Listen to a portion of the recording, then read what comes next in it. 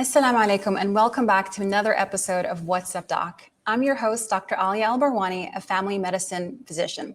My show, What's Up Doc, is a production of Muslim Network TV, the only Muslim-focused network broadcasting in North America. You can find this and all of our shows on streaming on Roku TV, Samsung Galaxy 19, Apple TV, and Fire TV. And you can find us as well streaming almost every day on our website at muslimnetwork.tv and on our YouTube page at youtube.com/Muslim Network TV. As always, we have another exciting episode, and today we're going to be talking about foot health, all things foot. I think that our feet is a very underappreciated part of our body, occasionally getting the rare foot rub. And in fact, it's actually a really important part of our body that we should be taking care of. Joining us in our discussion today is Dr. Muhammad Rimawi. Dr. Rimawi earned his doctorate from the New York College of Pediatric Medicine, where he made his mark. Not only did he graduate above the 90th percentile of his class and serve as class president for 4 years, but he was also twice recognized with the Student Service Award.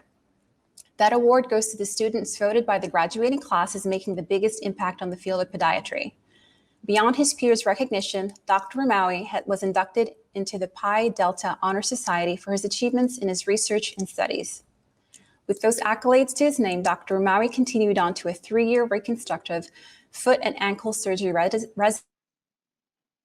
residency in Jefferson Health. His colleagues and the hospital staff at the latter named him the Pediatric Resident of the Year. He's a published author as well as an accomplished lecturer. And in the spare time Dr. Rimawi manages to carve out, he loves to read, hike, and root for his favorite sports teams. Welcome, Dr. Rimawi. Thanks for joining us today. Thank you for having me. I appreciate it. Absolutely. Besides tripping over the word pediatric so many times, that's quite an impressive bio. And I'm excited to talk about all things foot health. I think, as I mentioned in my intro, it's a part of our body that we tend to overlook. It's literally on the bottom of our bodies, and we tend to not really pay too much attention to it. But I do think that the foot and our feet are a really important part of our body that can help obviously support our entire ability to walk and move and to maintain good health. One thing that I want to start by talking about is a lot of our patients, or my patients that I see, are diabetic.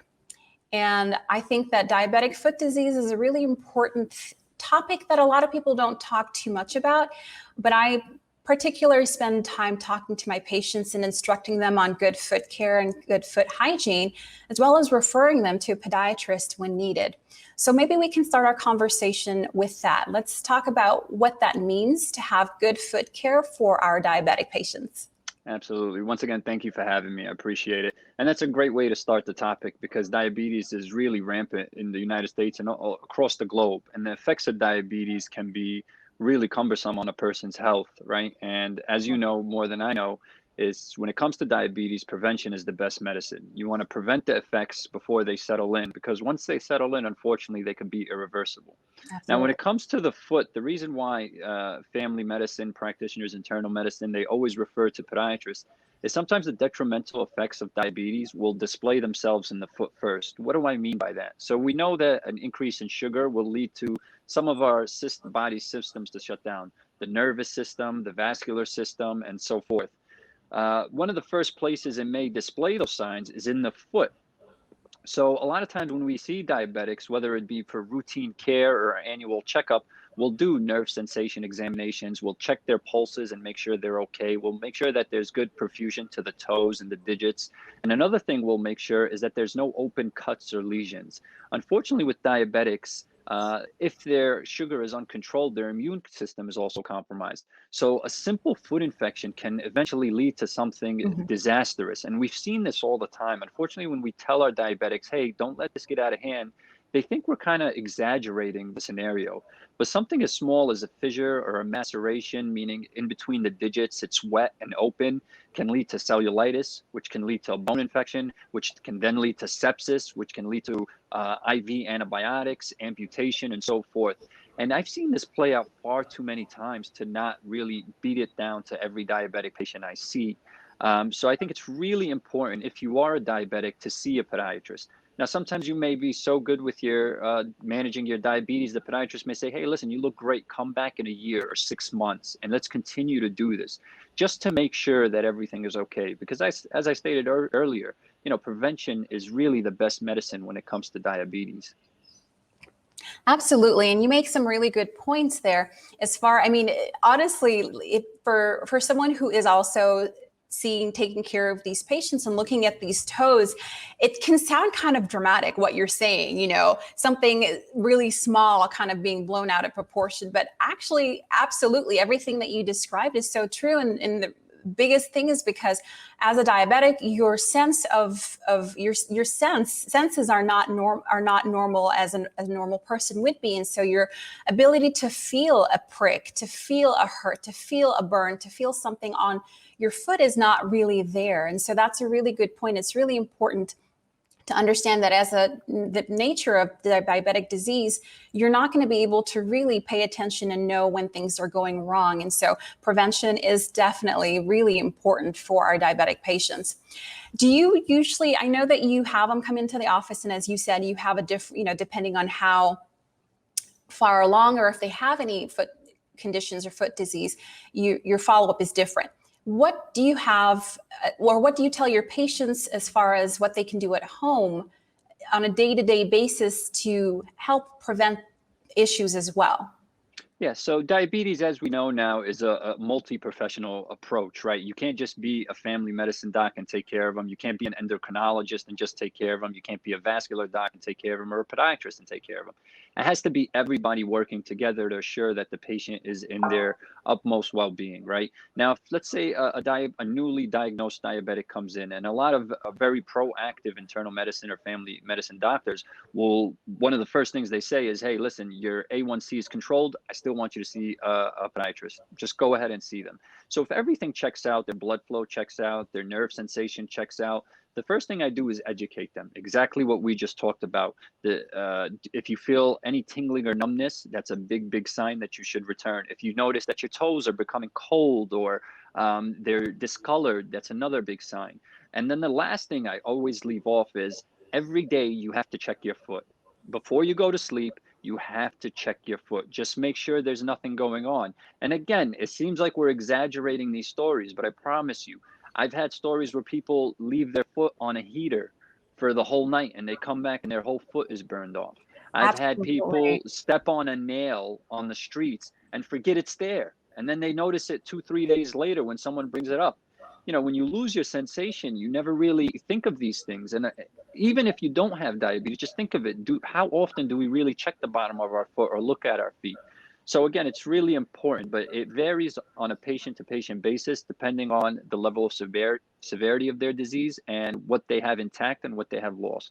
Absolutely. I'm so glad that it sounds like you're reiterating to your patients exactly what I tell mine, and which is check your feet regularly. As you said, we don't tend to always look at the bottom of our feet. I mean, personally, I wash for prayers 5 times a day. I'm always looking at my feet.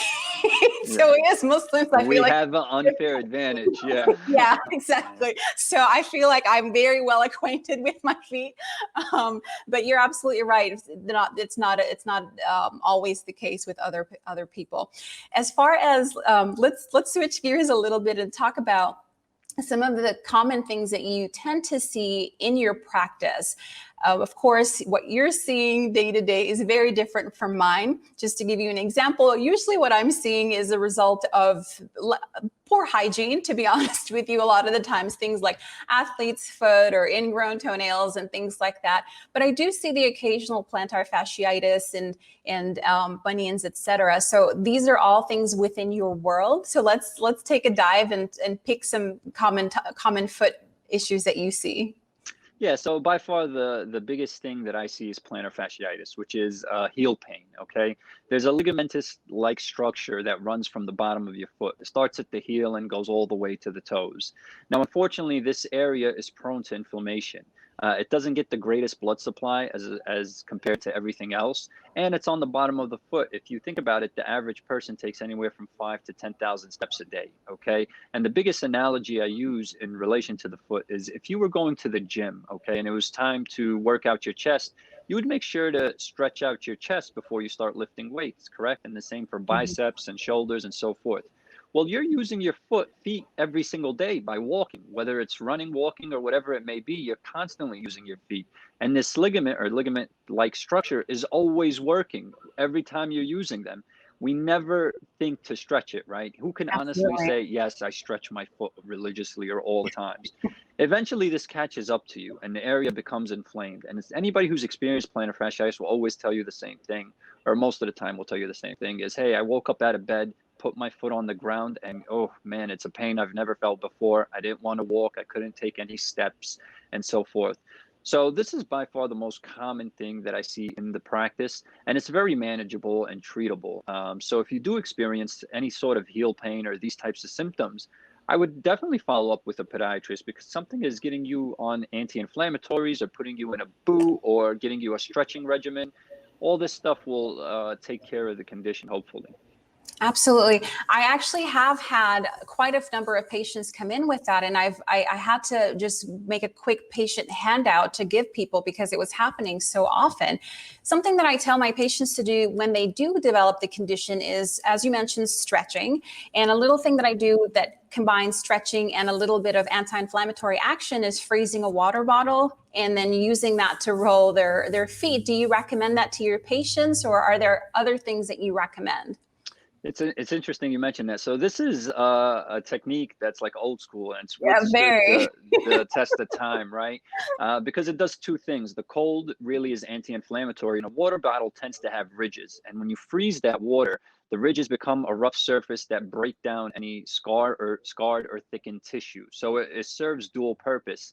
By all means, yeah, there's nothing wrong with that. You can't hurt yourself doing that. Unfortunately, what we found is, again, going back to our original conversation, is patients who may have diabetes or lost sensation don't know when too cold is too cold, right? So Yes. this can serve like a hypothermic injury. So there are things that are out there. And in fact, this isn't like a publicity thing, but I'm working on designing a foot roller myself to help with that. That's also going to have some vibration into it because physical therapy studies have shown that vibration therapy has a very great effect on pain. So there are tons of things out there, but yes, the one that's withstood the test of time has been the frozen water bottle routine.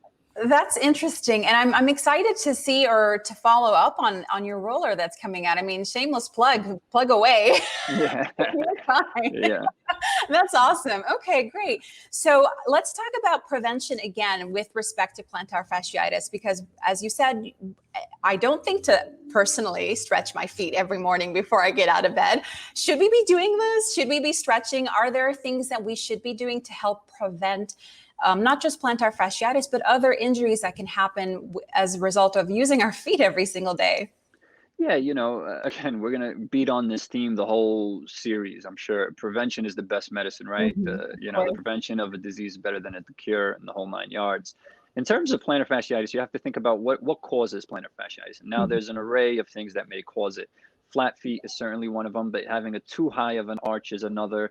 Improper stretching or no stretching before physical activities, improper shoe wear, right? So Mhm. wearing those Converses or those flats specifically aren't good for you. Standing, people who have jobs where they stand all the time will tend to get this, and also fast weight gain. So if you gain like 20 pounds in a span of a month, you'll tend to notice that your body can't handle this the way it would like to, and that will start plantar fasciitis. So if you know what causes it, then you can kind of do what prevents these things, right? So yes, stretching your feet on a daily basis, especially in the morning, right before you hit your foot on the ground, will help. Whether you do the ABCs or you curl your toes back and forth or you try to grab the bed sheets with your toes, anything to kind of stimulate the body to tell your mind that, hey, I'm about to perform some activity with my foot, start to wake up and get some blood in the area, loosen everything that may need. A second thing is wearing proper footwear. All right. So when you get an evaluation, the podiatrist will make the conclusion of what foot type you have and recommend specific shoe gear. Now, if you have a flat foot type, you may be better off getting orthotics, whether it be over the counter or customs and so forth. And these are little things you can do on a daily basis to not only prevent it, but hopefully treat it and make the condition more manageable. Absolutely. I love that. The exercise of the ABCs or kind of crunching and rolling your feet. That idea of kind of mental body part. I forget what the it's called, but that like mental to body part connection is really important. We learn about it when we're exercising to kind of focus on training a muscle. Similarly with our feet. I love that. That's great. So what we're going to do is I would love to talk about foot care and shoe care and appropriate shoe care, especially when it comes to flat, no support shoes, like you said, Converse, as you mentioned earlier, and high heels, especially as a woman. And I'm sure as you've seen a lot of injuries related to that. But before we do that, we're going to take a brief break and we'll be back in a few minutes. Sounds good.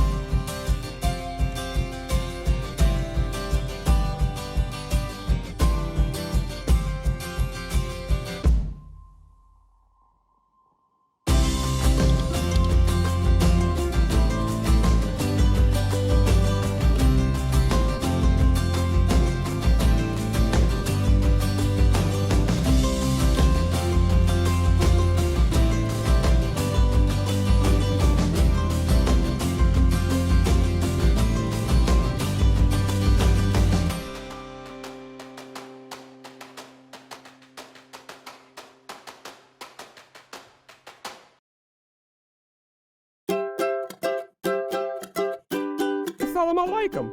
My name is Adam. You remember me? I appeared in so many episodes that Sound Vision has put on the market. No matter what. Hey, what's happening? Hey, oh, sorry. Lockdown is what it is. Well, continuing here. In this lockdown, Sound Vision never stops thinking about you, the viewer. We'll have to get back into production again, online and inline. Everybody in their own space, even me. Although I'm stuck with Lanisa. Salam! Salam! Salam! I know, you were shocked too. Well, let me continue. This is what I was going to say. Salam! Salam! Salam! Cut! Cut! Cut! Finally, I get my own screen time again. Thank God. And so we invested in new equipment to bring you even better production with new songs and new singers and animations. Well, here are a few clips.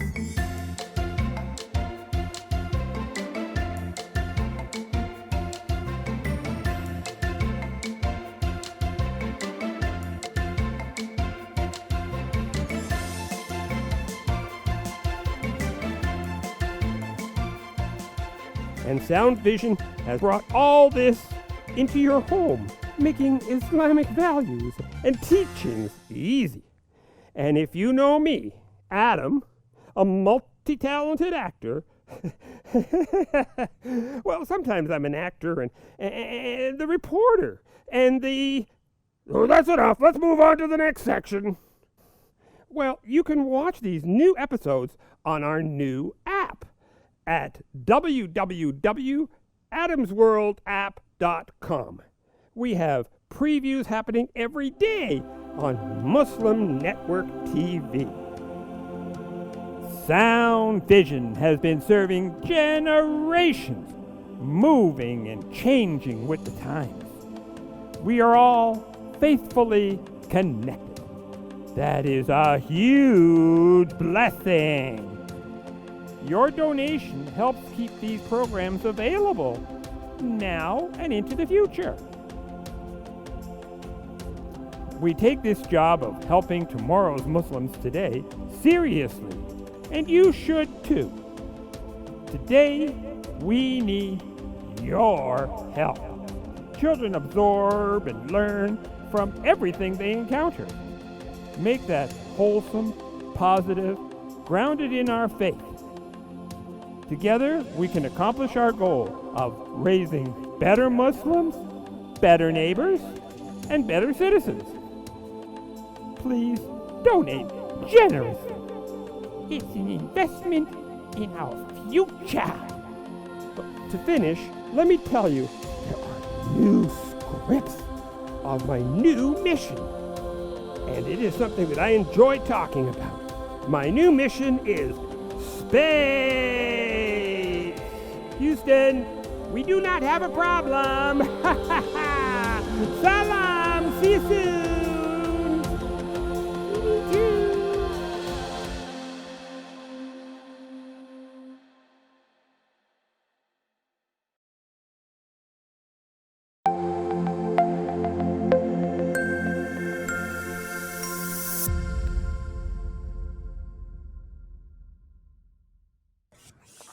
Welcome back to What's Up Doc on Muslim Network TV.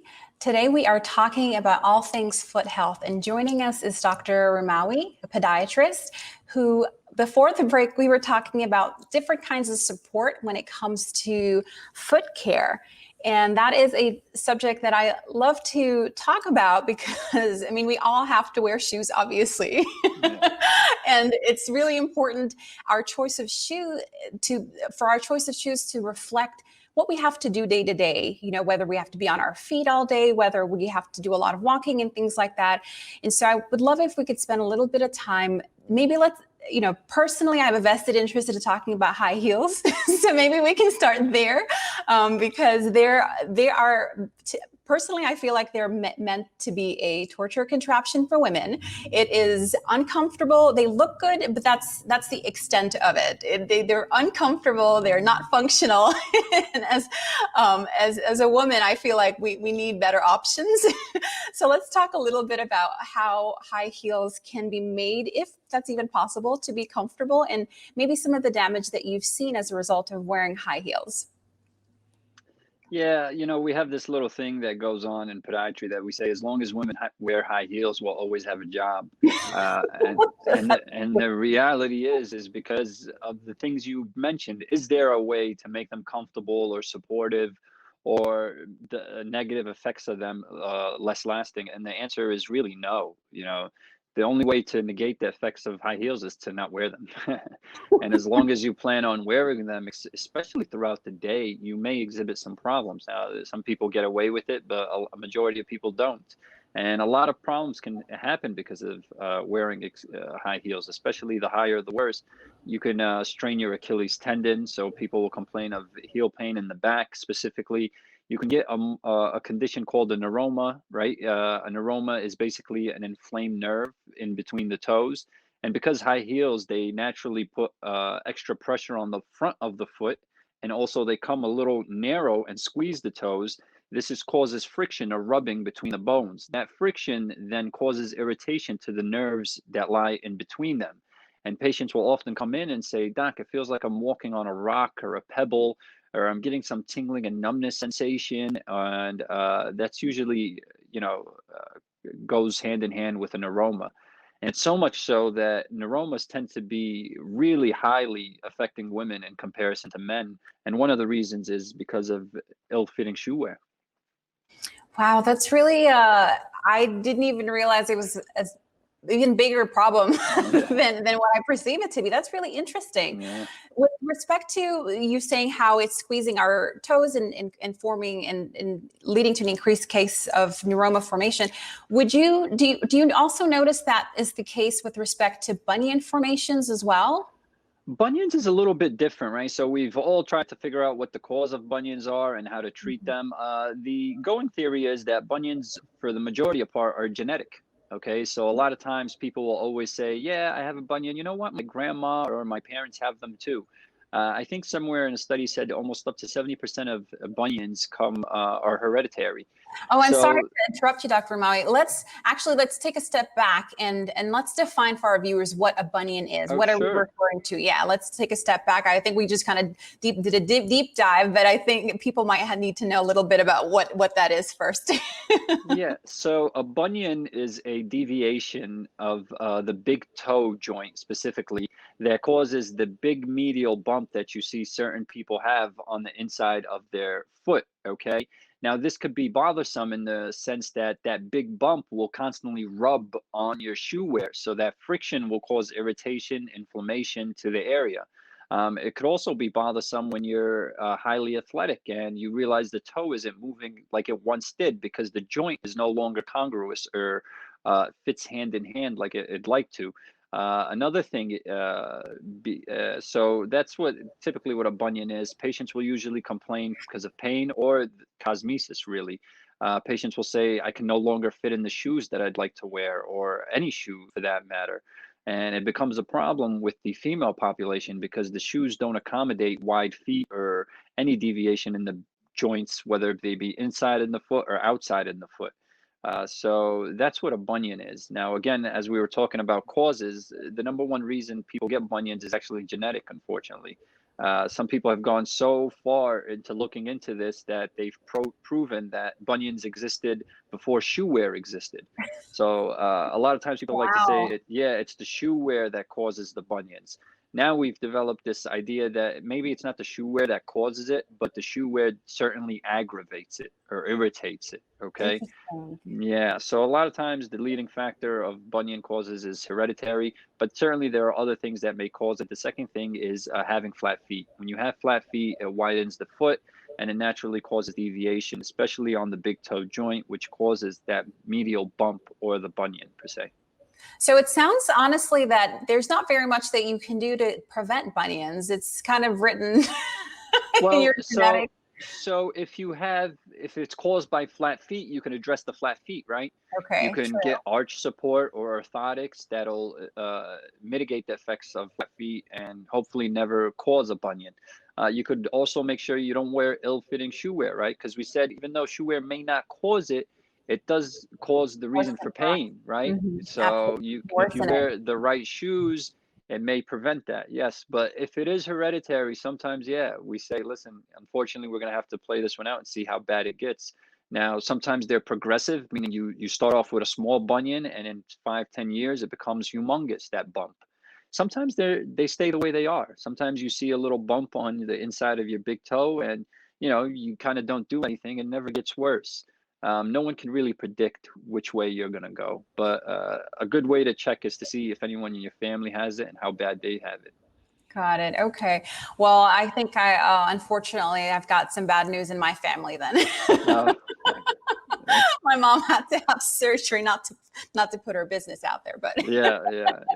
that's interesting. So when it comes to, you said orthotics, or inserts in the shoe, let's switch gears a little bit and talk about that as far as how that can help to mitigate or help with symptoms when it comes to. I'm sorry, you cut up. So I got the gist of the question. The gist of the question is how orthotics can help with these things. So if you look at Absolutely. the How? causes again, yeah, if you look at the causes, right? We talked about plantar fasciitis. One of the causes could be flat feet or high arch feet. We talk about bunions. One of the aggravating factors or causes can be flat feet as well. So what orthotics do is they're going to combat that flattening of the arch or the lack of arch. All right. So if you have a foot that's complete, this is what we like, a tripod configuration where everything is fully supported. Now, when you have a flat foot, this tends to flatten out over time, or maybe you're born with it. What orthotics do are going to give you the support that you lost. So they'll kind of push this back up artificially every time you're in shoes to kind of make sure that everything is where it needs to be and your body exerts the most pressure in areas that can withstand that pressure. So that's the idea behind orthotics. Is it effective? In some populations, it's highly effective. Sometimes not so much, you know, especially if you have a bunion and it's hereditary, it may be not in anyone's hands to kind of fight those effects. That's really helpful, and I love that how you described that we're trying to kind of regain or rebalance, I guess, back to that original resting state. Do you recommend any over-the-counter orthotics? Because there are so many options over the counter. There are some popular brands, of course, that we know, Dr. Scholl's, etc. Do you recommend any of those, or do you usually, and I feel like I know the answer to this, you recommend really coming in to see your podiatrist and getting special fitted for something? Yeah, so over the counter orthotics will always be inferior to what we call custom orthotics. Custom orthotics is basically you go to a podiatrist and they mold your foot. Then they take a look at your foot and they put specific things into the orthotics that are custom made for you. So if you have a stiff big toe joint, they're going to modify the orthotic for you. If you have a flattening of an arch that's not so flat, they're going to make sure that the medial support isn't so robust compared to someone who has no arch. So again, the word custom really goes into full effect here. Now, when you go into over-the-counter orthotics, you lose that personal touch. You're buying a generic product, right? It may not be tailored for you. Your foot is unique to you, right? Like the feet are the fingerprints of the lower extremity. So it may not help you the way it will help someone who has just a regular foot, or a regular foot type, I should say. So yes, customs are always preferred over generic. Now, if you have to go the generic route, you know, one of the brands I recommend are Power Step or Super Feet or Spanko. Dr. Scholl's not so much. You know, Dr. Scholl's has controlled the industry just because it's all people know. It's name recognition. But I can't say I'm the biggest fan of their orthotic foot types per se. Okay. And of course, a brief disclaimer that I'm sure you have no vested interest in any of these comfort. Yeah, No. it's just something you recommend. Is there a particular reason? And just like you said, with Dr. Schultz, it's really just kind of a bigger name that we have seen around for a long time. Are there particular reasons with orthotics that you choose, or just that in your experience, they seem to be superior? So I look for support, right? So I think Dr. Scholl's does have ones that are made for support, and I've never experimented with them, to be fair. But I know a lot of times when people say Dr. Scholl's, they automatically go to the gel type orthotics that necessarily don't have any support. They just feel cushy and gushy, and people think that necessarily that's going to give them the comfort and padding they need. In reality, if you have a foot issue or you're flat-footed, you don't need comfort, you need support, okay? And that may feel uncomfortable at first. You may not like it, and that's the purpose. So if you think of the foot completely flat, and now we're adding something artificial to push up on the inside of your foot, you may say, ooh, this does feel strange, okay? But that's the orthotic going to work. So the reason why I recommended the ones I do is because they do come with medial support, which will help the issues that you may have. But again, a huge topic here is they will always be inferior to a custom orthotic, or just even a visit to a podiatrist who can guide you in the right direction. Perfect. I love that. That's so important. And that's good to know, because just like you said, a lot of times we go by how things feel, and not necessarily what's going to be better for us in the long run. And I'm definitely guilty of that as well. And so that's good to know that obviously you don't want to be also uncomfortable on the other extreme. If something's painful, you want to make sure you're paying attention to that. But that's good to know that it's not always bad when it comes to our foot support. So before we move forward, we do have to take a brief little break here. So you're watching What's Up Doc on Muslim Network TV, and we'll be back in just a few brief minutes.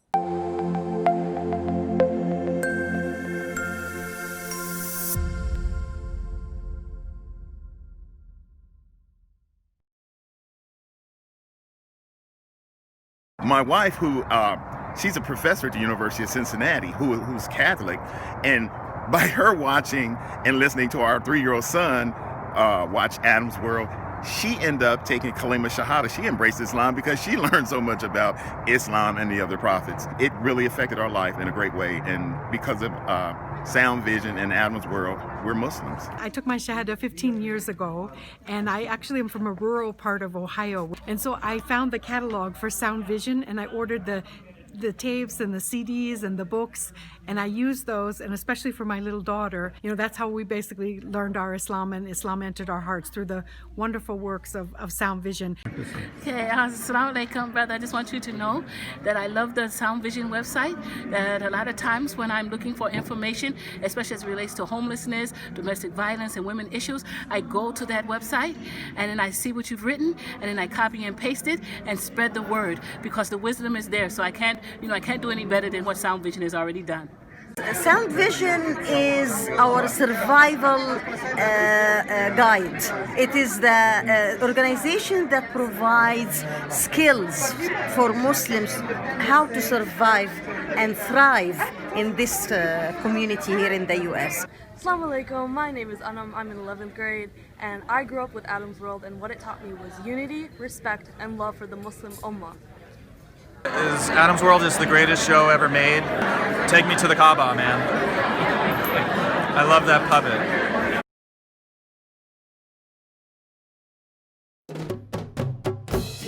Assalamu alaikum. Open up your eyes. Assalamu alaikum everyone, it's your brother Zain Bika from South Africa. One of the first educational programs ever produced for Muslim children was the ever popular Adam's World series. The colorful and comical Muslim puppets stole the heart of a generation. Sound Vision will be releasing brand new episodes of Adam's World with the launch of a Adam's World app. Subscribers will enjoy new Adam's World episodes as they are released, as well as all the classic episodes of Adam's World. So visit adamsworldapp.com now to learn more, subscribe and enjoy new adventures of Adam and his friends. And let's keep helping tomorrow's Muslims today. Assalamu alaikum. Adam's World. Believe me, there's a lot to see. Bismillah. Let's explore.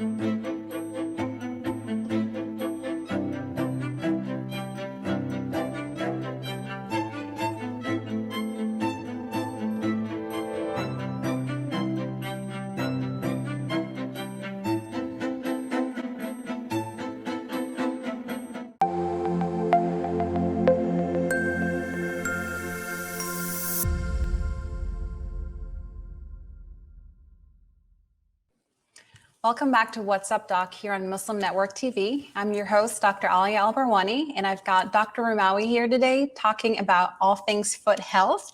He is a podiatrist who is educating us on how to take the best care of our feet today. Before the break, we were talking about orthotics, which I love the word custom when it's attached to anything. So I may have to look into that for myself. Let's switch gears a little bit now and talk about foot hygiene. something that a lot of my patients struggle with is, and honestly, I feel like it's year round, whether it's in the summertime or in the wintertime, because of having to wear closed-toed shoes for work and things like that, is keeping their feet, the moisture balance just the right, at the right balance to help prevent recurrent foot infections. So athlete's foot or tinea pedis. So what do you recommend to patients, or how do you help patients to keep that balance and to pay attention? As we said, prevention is better than cure.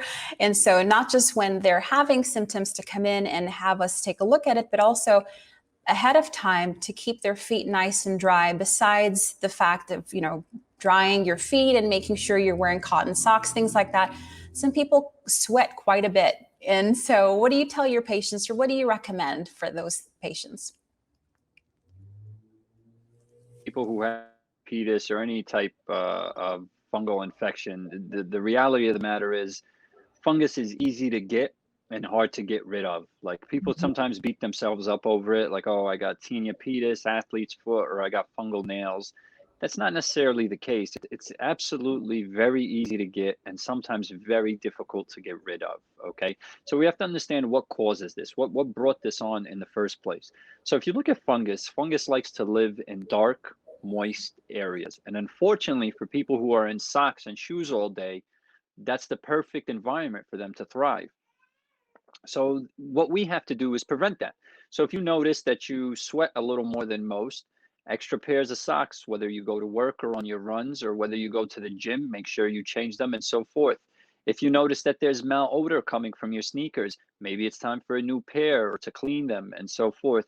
If you notice that, you get some mildew left on your bathtub, all right, and the water just tends to stick there for a long time, that's another reason to maybe bleach or disinfect the whole area. Again, this is the theme. You want to prevent this before it happens, because when it does happen, treatment isn't so straightforward and simple as we'd like to think. Now, there's a lot of over-the-counter stuff for tinea pedis in terms of creams and so forth, and people will always come back frustrated saying, why didn't it work? What is it about me that it doesn't work? It doesn't necessarily have to be you. You may be healthy and have a healthy immune system. It's just the nature of the condition. So again, with tinea pedis, the best way to beat it is to not get it. And to not get it means not creating the environment that fungus likes to thrive in. So if you remember that they like to live in dark and moist and warm areas, try to make the environment the absolute opposite of what those things are. Absolutely. I always tell my patients, think about a bread box. Yeah. No, that's a good one. Right. Yeah. So what about powders? Do you recommend that people spray a little bit or sprinkle a little bit of powder, whether it's the medicated or just the regular baby powder, to help absorb some of that moisture in their shoe or in their sock? Yeah, that's not a bad idea. Anything to absorb that moisture is good. However, I'm not sure how effective it is. Everything we have to tell our patients has to be backed by something, okay? And when it comes to the powder, I'm not sure that I read anything that, yes, there's definitive long-term multi-studies that prove that this works. Again, we try to make sure that we don't get those or create the environment that the fungus thrives in. And then if we do get it, the best way is to treat it quickly, right? You don't want to wait on this thing. You don't want to say, let me see if it goes away on its own. It will not go away on its own. It never goes away on its own. No. It needs some form of treatment to help get rid of that.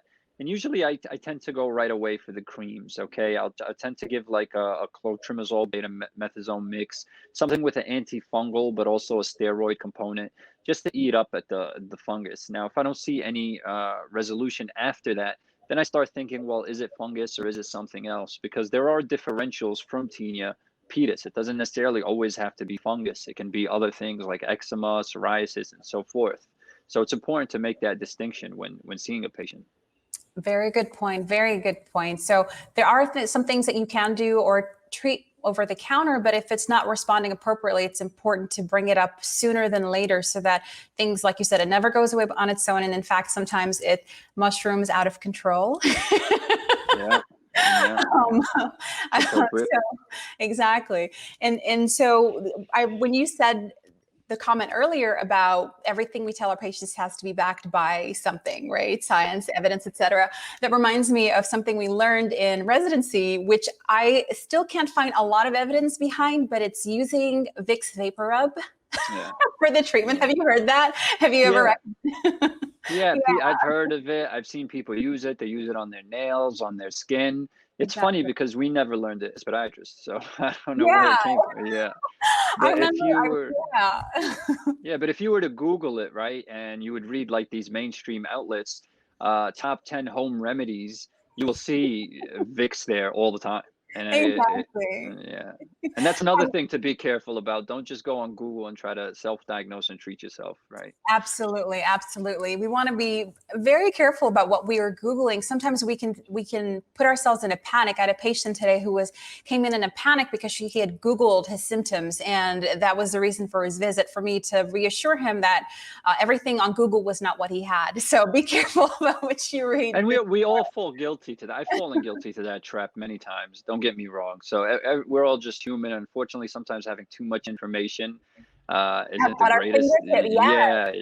So we have to be careful. But I have patients all the time who get like a minor fungal infection or fungal nails, and they'll go down this rabbit hole and come back and tell me, am I going to get sepsis from this? And I tell them, because you know what, if you go online, you will find it. And I'm like, no, I've never seen that case in my life. It's gonna be fine. We're gonna treat this way before. Very good. So moving along with the lines of hygiene. So we've talked about how to kind of keep our feet nice and healthy from the moisture aspect. With respect to nail care and ingrown nails and things like that, because I mean, now that this past year during the pandemic, probably not a lot of us have gone out to get our feet taken care of at a nail salon, which is something else I'd love to kind of talk about. But let's talk about what's the best way to cut our nails in order to prevent ingrown nails and damage to our toenails. Sure. So I'll start off by saying, if you're a diabetic and you lack sensation, the best thing to do is to see a podiatrist, okay? And that sounds a little simple, but if you improperly cut your nails, it can lead to a series of things that we want to avoid. That's why insurances will cover this service, because they know that prevention, again, is better than the cure. So if you're a podiatrist or if you're a diabetic or anybody who lacks sensation, should seek out a podiatrist before doing so. Now, in terms just to the average population, ingrown toenails can be a frustrating condition. Sometimes, you have them since you've been a child, okay? Sometimes you get them because you wear very tight shoe gear, and that presses on to the area where the nail and the skin meet, and that causes an ingrown toenail. Sometimes you improperly cut your nails, okay? We always like to cut our nails to the curve of our toe, right? We have the pulp in our fingers and our toes, and we like to match it, right? But in reality, we don't want to do that. We kind of want to cut them straight across, right? So if you think of the curve and the pulp, and if you cut your nail that way, you just basically invite the nail to grow into either side of the toe, which causes the ingrown toenail. So you actually want to cut them straight across and leave a little bit of nail. You don't want to go too short, okay? So if you leave it a little bit out and you cut it straight, it allows the nail to grow freely and not into any skin or anything that may cause an ingrown toenail. Perfect. And I appreciate that you did bring up our diabetic patients again, because I completely agree with you. I always tell my patients, I said, I'm going to send you for a free pedicure, because a lot of my patients who are diabetic, I mean, other patients as well, but particularly their nails are super thick, very hardened, very yellow, and hard to cut and clip on your own safely.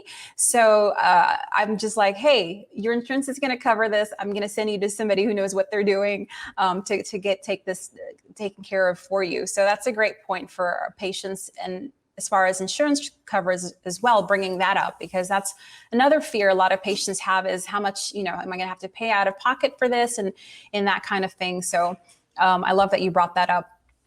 Now, before we wrap up, I do want to ask about pedicures. As I mentioned just a few minutes ago, it is a guilty pleasure for a lot of us, and also a source of infection for a lot of us. And so let's talk a little bit about what your impression is about that, and if there are ways to keep safe, if you do recommend that there's a place for people to go and get that done. Yeah, so unfortunately, as a podiatrist, I'm a little biased because I always see the negative aspects of pedicures, right? If a patient's coming to me after a pedicure, usually it's for all the wrong reasons. So I'd like to believe an overwhelming majority of people who get pedicures do just fine, but I can't attest to that because I don't see them. Nobody's going to come after a pedicure and say, "Hey, Mohammed, I just want you to know that everything went okay." That's true. So yeah, so I'm So going to see true. the bad things, and the reality is, if the place you go to doesn't disinfect their instruments or sterilize them, then they are carrying bacteria and fungus that they're introducing to your foot. So yes, I've seen fungal nails after getting a pedicure. I've seen tinea pedis after getting a pedicure, getting that, I guess they bathe your foot there. So they You don't put a guessed? pla Wait, have you never I've got never one? gotten, no, I've never Oh, gotten one. wow. Yeah, yeah, I've never spoiled myself in that regards. But yeah, so you want to make sure that they do that. And a lot of people here in the city is they'll, believe it or not, they'll come with their own instruments because they want to avoid that at all costs. And all it takes is one bad experience for you to turn into that person. Absolutely. Yeah, so cleanliness is absolutely the mainstay for pedicures. And as we talked about the proper way to cut your nails, that's another thing you may want to bring up to the pedicurist. But yeah, be on the lookout for that, absolutely. Because again, once we said this before, it's funny how we keep repeating ourselves. When it comes to fungus, which is what a lot of people tend to get from getting pedicures, they're easy to get and they're hard to get rid of. So now here you went and you got a pedicure and it's all innocent, and now you're dealing with a fungal toenail for 6 months, and you're like, "Oh, I wish I never got it," you know. So Absolutely, absolutely. I mean, just like you said, the theme is prevention. It's the case with healthcare in general. It's a big reason that we started this show, is to really help inform patients and get them, preventatively taking care of their health before they have problems. So I love that. That's how we kind of come full circle with this episode today. Thank you so much, Dr. Ramawi. It has been a pleasure talking to you and learning about how to take care of our feet and how to best take care of our important part of our body. thank you so much for having me. I hope your viewers learned something today. Absolutely. Thanks for joining us for another episode of What's Up, Doc. You can watch this along with all of our other episodes on our website at muslimnetwork.tv and on our YouTube page at youtube.com/Muslim Network TV. I'm your host, Dr. Aalia Al-Barwani, and I will see you next time on another episode of What's Up, Doc.